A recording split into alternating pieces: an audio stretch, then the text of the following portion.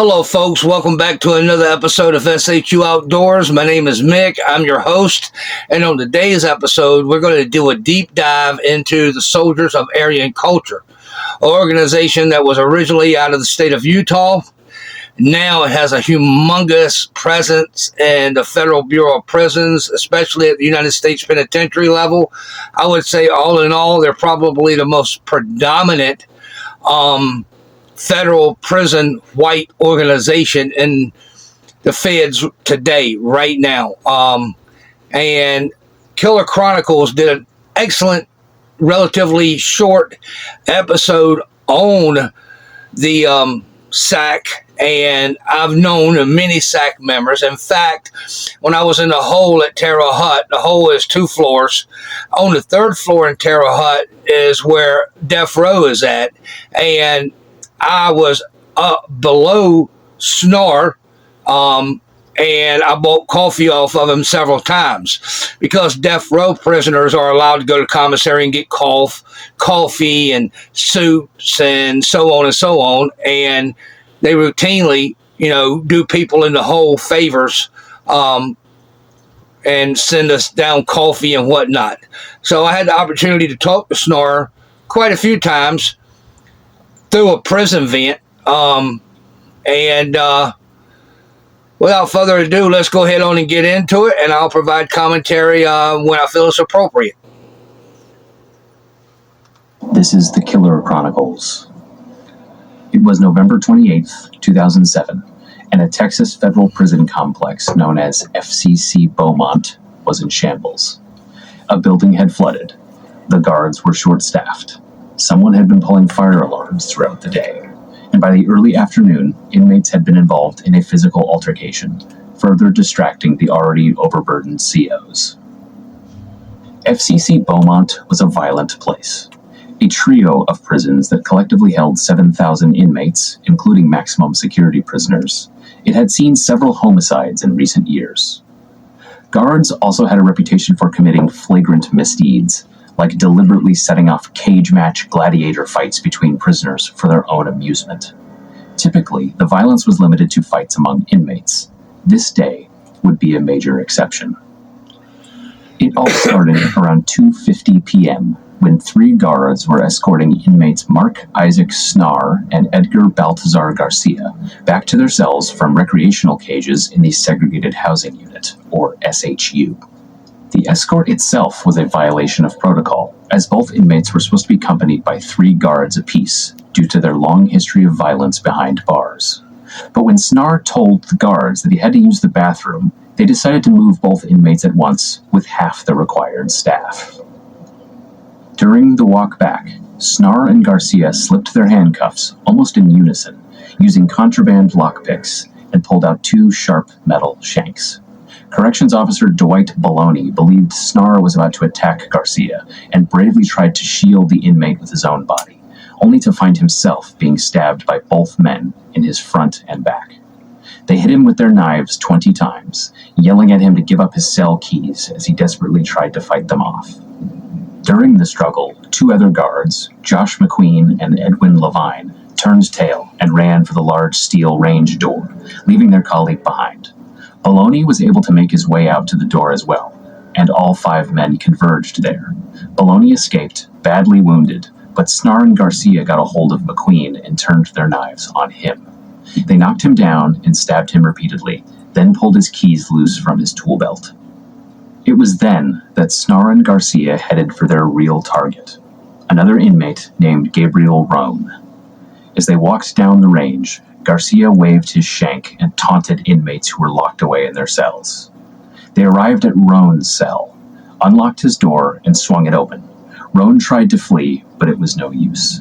The 2 stabbed him 50 times in the back and the chest, striking his lungs. Now, I'm going to give you the real story, what really happened. About a week before this incident, Snar's family, his sister, has sent him a letter.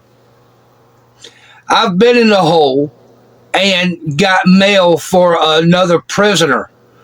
And in the rare exceptions when that happens, and it does happen, you yell out on the range, "Hey, is John Smith out here on the range?" And if he is, send your line, dog. I got one of your letters. Now, this doesn't happen every day, but it does happen. And if you know who John Smith is, you give him his letter on a line that he's going to send to you. If not, you give the letter back to the CO. What happened was, this prisoner that got stabbed up was what is known as a jack artist. These prisoners, which are, I tell you what, I might make some individuals mad, but I'm going to go ahead and just kick the truth. America is a big country, all right? And black prisoners, especially in the Southeast, starting from Washington, D.C., Virginia, Maryland, the Carolinas, Georgia, Florida, Alabama, Mississippi, Arkansas, Tennessee, Texas, the black inmates. Now, there's a notable exceptions. Out on the West Coast, the blacks on the West Coast, they don't do that shit. The Midwest blacks, the North Midwest blacks, they don't do that shit. And the Northeast blacks don't do that shit. But for some reason, there's something in the water. And black inmates, not every single black inmate, but black inmates from what is called the Dirty South, routinely masturbate on female staff in the prison. In fact, there was a big lawsuit in Coleman because the women were getting masturbated on so much over there, and prison authorities weren't doing anything to address it. They finally settled out of court with the female staff and issued them all huge smocks to wear to cover their whole body, including their backside.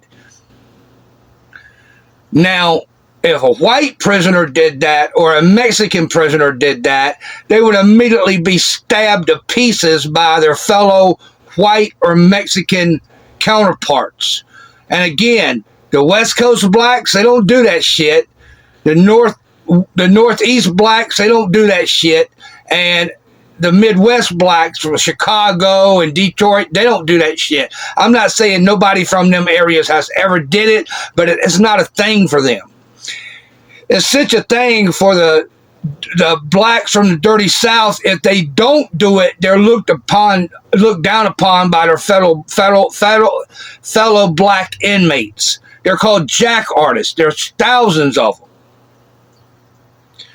So this guy, this black inmate that Snar and his Serrano counterpart unalived was a well-known jack artist. And he had received a letter accidentally. The black inmate had received a letter accidentally from Snar's sister. And he told Snar, yo, who is so on and so on. Snar goes by his prison nickname is Snar, which happens to be his last name. So when the black guy got it and read it, he said, yo, Snar, I got a letter from your sister, dog. The cop gave it to me accidentally, but I know where she lives now. I'm getting out of jail in another 2 or 3 months, and when I get out, I'm going to go see her. I'm going to go see her. I'm going to go find her, man. She's going to be mine. He's a sexual predator. See, that's what Killer Chronicle doesn't tell you because he doesn't know the whole truth. He does an excellent job of scouring the internet and putting together a really good documentary, but he doesn't know the nuances. Another interesting side note, the whites and the Serranos are like stepbrothers that love each other but don't always like each other very much.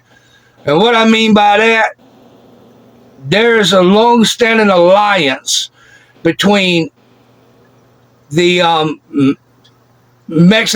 Southern Mexicans from California, which have a huge presence in the federal prison system, and down-ass white G's that are also down, and they have an alliance.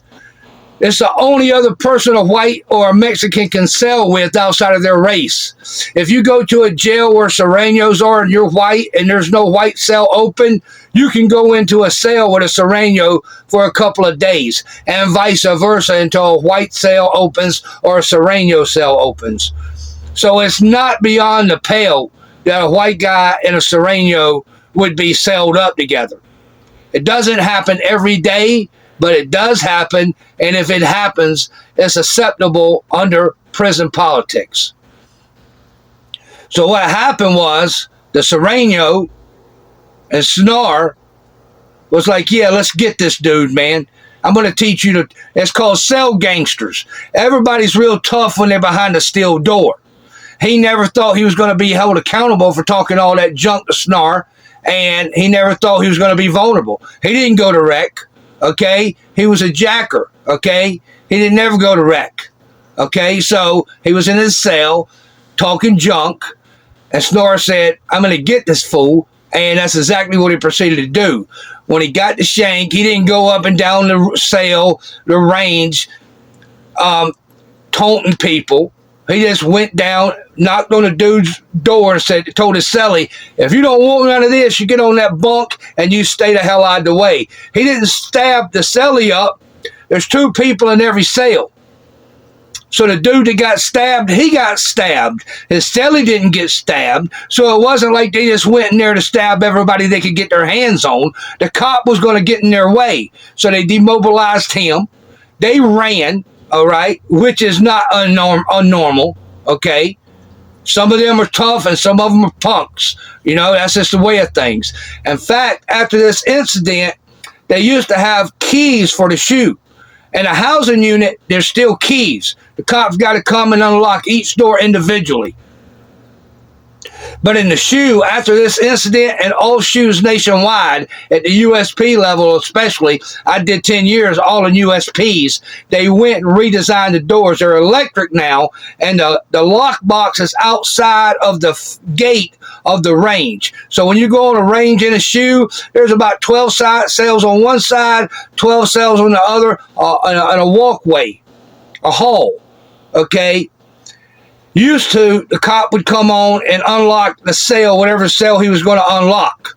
And usually it'd be 2 cops escorting you around. You have what they call special escort, which means there's supposed to be a lieutenant and 2 COs. And that appears to be the case here. But oftentimes staffing is short, and who's going to make the feds enforce the rules or get on them if they don't enforce or they don't follow the rules? So they slipped, and Snar and them took advantage of it.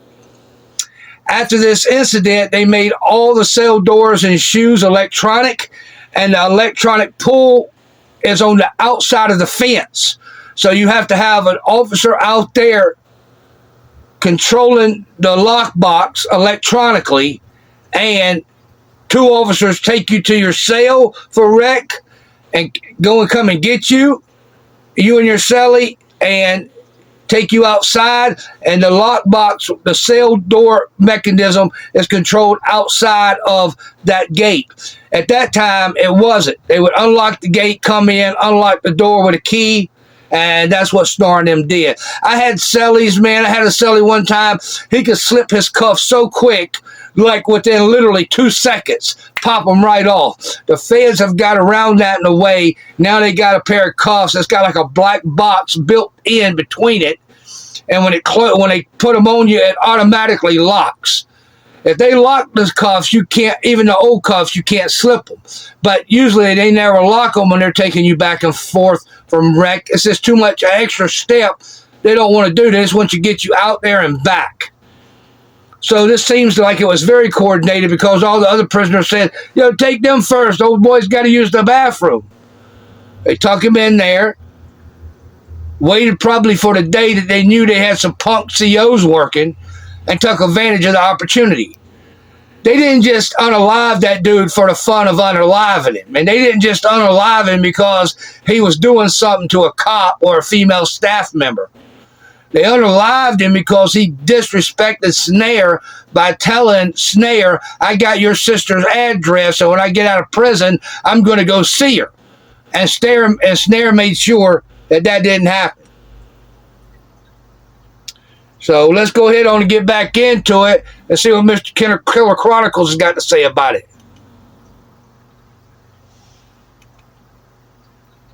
Lungs, liver, and heart, and inflicting multiple fatal wounds. One inmate would later say that they turned him to pulp. Guards outside pleaded with the two to stop the attack, yelling out, "He's dead. It's over." But Snar and Garcia wouldn't stop until they got blasted with aerosol gas. They gave up their weapons, surrendered, and later apologized for stabbing McQueen in Bologna, telling investigators that it wasn't supposed to go down like that. The entire incident lasted just 3 minutes. By the time the court process was over, Snar and Garcia had been sentenced to death. Roan? Yeah, well, they got their death sentences commuted by Biden. They're back on the main line now. Oh, yeah, so, yeah, they're back on the main line. Yeah, they got their life sentences commuted. They got their death sentences commuted to life without parole. They're back on the main line now. And SAC, pound for pound, is the most hard-hitting white organization in the feds. By far out-hitting the brand, the NLR, or any other organization that operates in the feds that is white-based. And there's a number of reasons for that, and we'll get into it after old boy says what he's got to say here. Killing wasn't a random homicide, but rather a coordinated attack by a skinhead gang called the Soldiers of Aryan Culture, or SAC, which has become known as one of the most violent and notorious criminal organizations in the Midwest, recruiting inmates who fall in line with the SAC's hardline racist dogma that's even more extreme than many other all-white prison gangs. The Soldiers of Aryan Culture was started in the late 1990s in Utah. There are conflicting reports of how it started, but by most accounts, the gang was formulated by this guy, Tracy Swenna, aka TinMan, a Utah resident who found himself in federal prison on weapons charges. An unconfirmed report says that a fellow prisoner with ties to the Aryan Brotherhood exposed Swenna to a white power ideology. But whatever the case, by 2001, Swenna had written and distributed literature that clearly spelled out the gang's philosophy. Quote, "We are skinheads in all definitions of this term. We are soldiers consumed by our political, ethnic, and blood identities that make us brothers and sisters in the truest and purest form. For you are eternally your brother's or sister's keeper, and bound by blood, oath, and honor to defend the integrity of our eternal white family." He added that members must display, quote, "loyalty, courage, ethnic pride, and a diligent effort to preserve, promote, and honor pure white power." In many ways, the SAC operates like a typical prison gang. They sell drugs and engage in other illegal That's where he's wrong, all right? For the viewing public who is not familiar with prison politics, skinheads are a unique breed, all right? They're a select breed. Let's take an organization like the Brand out of California, the Aryan Brotherhood. They're a criminal organization with obvious, pro-white leanings. But at the heart of their organization, they're a criminal organization. Okay? And anybody who falls under their influence are more or less the same. Now, I'm not saying that they're not pro-white or white power. That's not what I'm saying. I'm saying that they're a criminal organization that would do business with just about anybody who presents the opportunity to make money. Skinheads are something completely different. Okay? They're extremely political. I did 10 years in the feds. I've known skinheads that wouldn't even talk to black people, much less do business with them. Definitely not eat or smoke after them. Wouldn't even talk to them. Okay? So, the SAC is a completely different animal than your typical white, quote-unquote, prison gang. They got no problem taking one for the team. Okay? They're political more than anything. That's why they're so powerful. if you're dealing with not just one or 10, but thousands of politically minded individuals that go hard with little or no regard for the consequences associated with their actions, you got your hands full. And that's what SAC is. They're a hardcore skinhead prison organization. And they're kind of the first of their kind. And what do I mean by that? Well, let me explain it in these terms. If you're an outlaw biker, for example, you got outlaw bikers that wear cuts, and you got outlaw bikers that are real outlaw bikers that don't wear cuts. They're just outlaw bikers. Skinheads are kind of the same way. Technically speaking, you can't become a skinhead in prison. I'm not saying everybody always follows the rules, and I'm not saying everybody always adheres to that. But you cannot become a skinhead in prison. Either you were a part of a skinhead organization on the street, or you were an independent skinhead. And when you go into prison, you're still a skinhead, but yeah, you're just not on the street no more.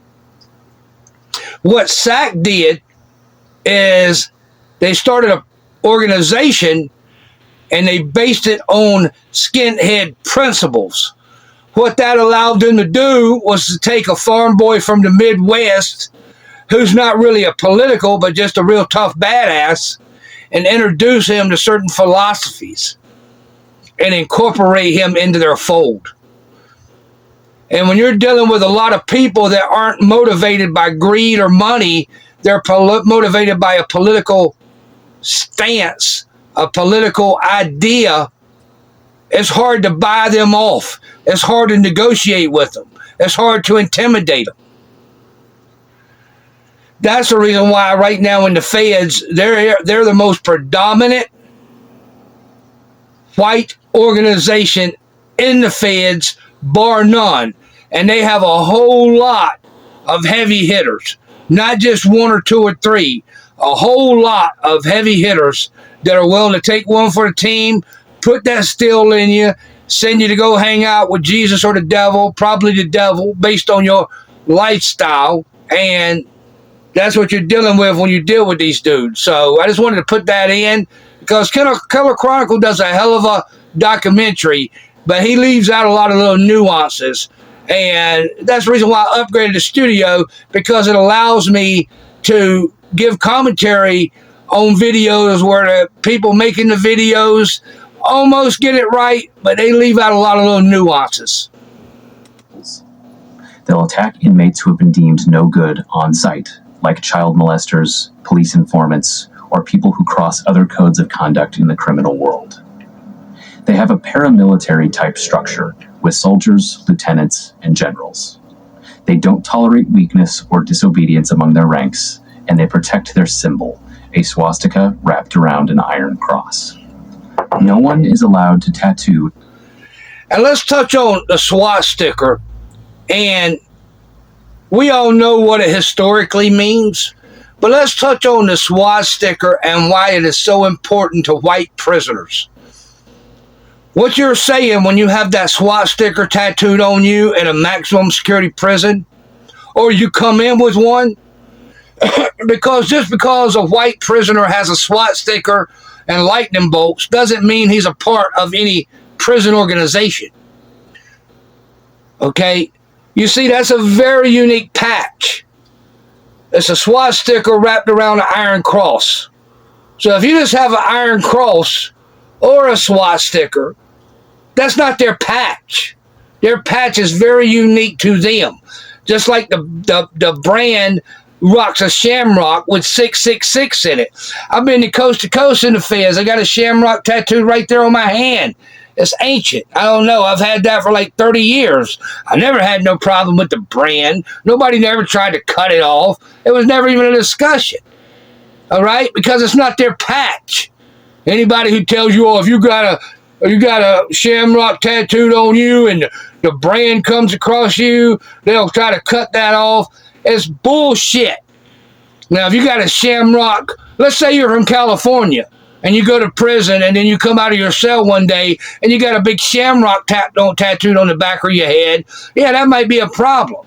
But if you're a white Irish kid from the East Coast and you got a shamrock on you, tattooed on you, and you go to federal prison, you're not going to have no problem for that.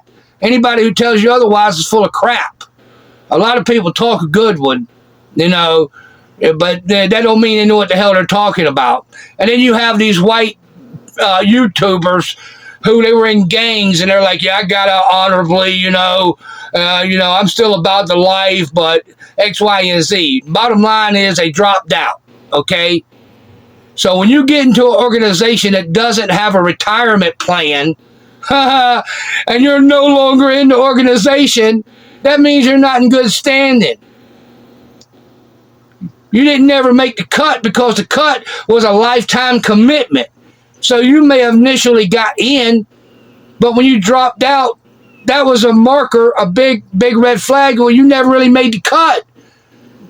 You didn't. It was not like you made the cut and then got in the car and went for a ride and then jumped out of the car halfway to your destination. You never really made the cut because you didn't finish the ride. All right? Somebody hit me up in the comment and said, oh, Michael Thompson made the cut. He just didn't finish the ride. YouTubing ain't for you. Nah, homeboy, YouTubing ain't for you because I call it the way I see it. Don't act like you're the toughest gangster that ever walked the earth, then you dropped out. Now, if you say, hey, man, I was about that life, and I dropped out, and I'm not about that life anymore, but I'm YouTubing, and I'm conveying the knowledge that I know to be a fact, but I don't claim to be about that life no more. And I know if I ever was already back to a life of crime and I went back into California prison system or the federal prison system, I would have a used target on my back and I would be hit immediately. I can respect that. But you got some white YouTubers that talk about, I dropped out, I got out the right way. There is no right way to get out when you're a part of an organization that doesn't have a retirement plan. What are you talking about? You got out the right way. Come on, man, give me the break. You might be able to get that off on the unknown public, but you don't get it off on me for a hot minute. SAC patch on themselves unless they're a made member, which can only happen after a probate period where they're required to put in work. Though the specific symbols, dogma, and ranks vary from gang to gang, this basic structure could be used to describe almost any criminal group that is started in American prisons. But here's one thing that sets the SAC apart. The gang has been suspected of at least one domestic terror plot. In May 2002, police in Ogden, Utah claimed that they thwarted plans by the SAC and another skinhead gang, Silent Aryan Warriors, to mail pipe bombs to Jewish athletes before the Winter Olympics. Had this alleged plot gone through, it is hard to imagine the fallout that would have followed in an already paranoid, post-9/11 America that was already pouring billions of dollars towards fighting terrorism overseas. In 2003, the SAC made national headlines when federal prosecutors in Utah indicted a dozen members, including Suena, on racketeering charges. Though no actual murders were linked to the group in that case, authorities tied them to 11 conspiracies to commit murder, which resulted in attempted killings where the victims survived. Many of the victims were members of the Norteños, a Latin American gang that started in Northern California, but like the SAC has spread all over, due to the practice of federal prosecutors locking up their high-ranking members. Yeah, that's another dumbass thing the state does. They're like, hey, I'd be happy for the feds to come and get these guys and indict them on RICO charges without realizing they're going to take that guy that ain't really that bad now, send him to a federal maximum security prison, and when he comes back to your little hometown and whatever state he's from, you're dealing with a completely different animal now. Okay? So now these groups are nationwide because of states and the feds picking cases up and trying to give everybody 20 years. 20 years is a long time. Most people can live through that. And moving them to prisons across America. During the case, An SAC member was convicted of threatening federal prosecutors in a letter that listed an assistant U.S. attorney's home address and contained a menacing message. Quote, "You stupid bitch, it's because of you my brothers are in jail for RICO. We will get you." By the case's end, charges had been dismissed against 2 of the SAC members for lack of evidence, but the other 10 were sentenced to prison terms ranging from 19 months to 20 years. Among those who received football numbers was Mark Isaac Snar, the SAC lieutenant who would go on to murder Gabriel Roan and stab officers McQueen. He ain't no lieutenant no more. He's probably got the highest rank you can get in that organization. He took one for the team, went to death row, kept it 100%, was willing to take one for the team, the ultimate ride if it came to it, got his sentence promoted, commuted by President Biden at the time, right before he left office, and he's walking the main line again. So he's calling some serious shots, as he should. And baloney just 3 years later. Prosecutors believed they singled out Roan as a target for 3 reasons. He had recently masturbated onto a female guard, which angered Snar and Garcia. I told you that story, but I'm going to let Killer Chronicle tell his versions. Whatever, he read in some staff report. Muslim, and he was a known loudmouth who would scream taunts from his cell. Garcia allegedly told an inmate that, quote, "While Roan was talking, I was sharpening my knife." According to the Fed's own account of what happened, the guards involved were outsmarted by the SAC. Snar's ruse of having to use the bathroom tricked them into breaking protocol and transporting both inmates together with only 2 guards on one of them and 1 on the other, when they each should have had 3 escorts. The guards also decided to escort Snar and Garcia before other inmates because other SAC associates present were being belligerent and refusing to move. Acts that prosecutors later called a ruse to ensure Garcia and Snar would go first. Jurors convicted Garcia and Snar of capital murder after just an hour of deliberating. 7 years after Roan was stabbed, history repeated itself in a nearly identical murder committed by the SAC. This time, the victim was a fellow SAC member, Leo Johns, who was stabbed to death by SAC Lieutenant Chris. Taking out the trash. That's what it's called. Taking out the trash. For Kramer and a lower-ranking member, Ricky Fackrell. Kramer both ordered the murder and helped carry it out, and Johns was warned several times for violating SAC rules. He had stolen from a cellmate, racked up drug debts with other gangs, and the final straw was flouting an order by Kramer to stay off drugs and alcohol, given his history of obnoxious and erratic behavior. That's what happens. To stay sober. Johns was murdered. Remember when I told you on the earlier episode how another white man was stabbed to death? That's what happens when you can't handle your alcohol. You get drunk, you go out on the range, making all kind of ridiculous, dumbass statements, and you put every other white man in that facility in danger, all right, because of your foolish behavior. This is what can happen to you, too. On June 9th, 2014, at USP Beaumont. But the planning started 3 months earlier, when Kramer began recruiting a second hitman for the job.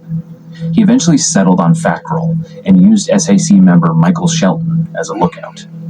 Like the Roan murder, Kramer and Fackrell were able to get away with prison rule violations that, had they been detected, could have prevented the violence from taking place.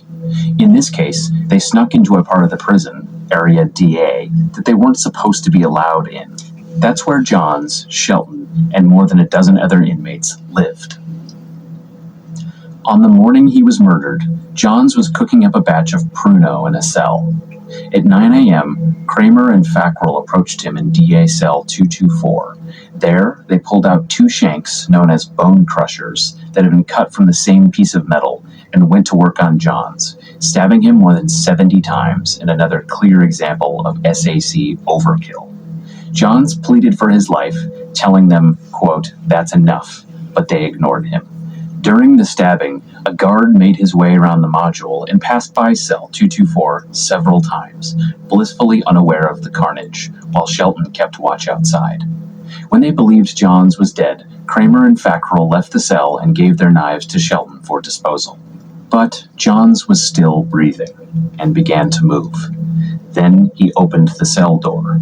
When Kramer noticed this, he returned to cell 224 and finished the grisly murder without a weapon, stomping on John's head and dragging him underneath the cell's bunk bed, where his body wasn't to be discovered by guards until 2 hours after the attack began.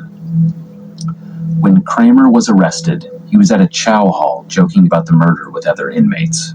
He tried to claim the attack was self-defense, pointing to a cut on his elbow he said was caused by Johns. In reality, Fackrell accidentally stabbed Kramer, and the two laughed about the, quote, friendly fire afterwards, with Kramer going so far as to boast that the cut would, quote, save my life.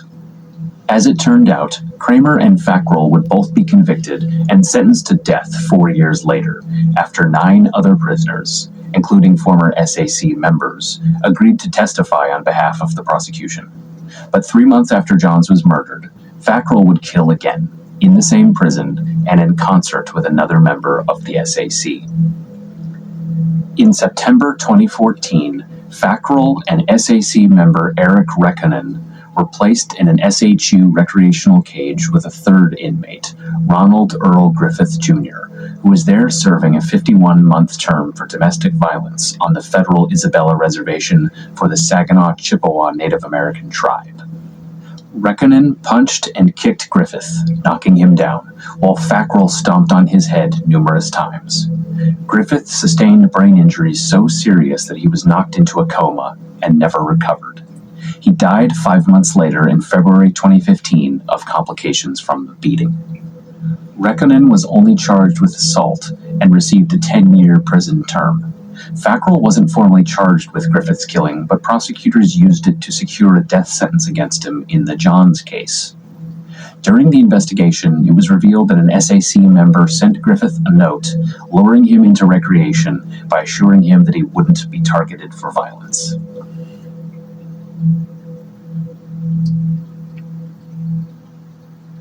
The murder of Johns prompted a federal lawsuit by his family that accused USP Beaumont of, quote, failing to be vigilant, and brought up the alleged practices of guards arranging gladiator fights between inmates, and once placing a federal drug defendant in a recreational cage with a convicted murderer who killed him with a single kick to the head.